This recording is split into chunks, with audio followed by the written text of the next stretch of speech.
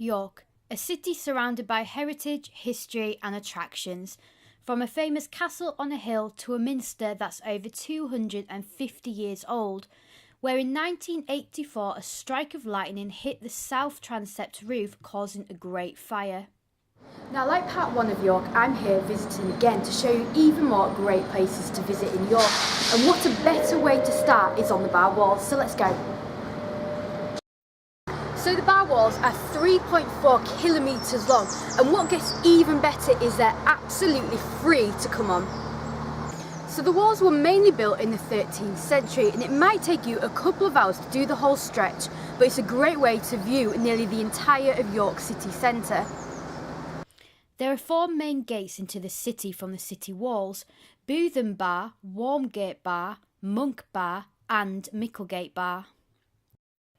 It is said that the gates were used to put the heads of the criminals for display over Warmgate. And speaking of criminals, do you know why we celebrated the 5th November? Well, in 1605, Guy Fawkes from York was about to light 36 barrels of gunpowder under the House of Parliament. He was discovered and the plan was foiled. Probably not a good ending to Fawkes, but he was born here at this spot at the Guy Fawkes Inn in 1570, and now it's a favourite for serving food, drinks and offers accommodation. And the Guy Fawkes story on High Petergate leads me to the famous historical street of Stonegate. The historic street has old Roman ruins underneath it, and you can still see some of the remains under the minster. And there are all sorts of things to discover down the street, such as the Red Devil, a Roman goddess, former Mulberry Hall, which is nearly 600 years old, and it houses lots of great shops too. For the more high street trains, Coney Street might be for you. And if you're into history and discovering more, if you look at the tops of the buildings in York, you can see what maybe the shops used to be, and the popular cat trail as well, and the Red Indian.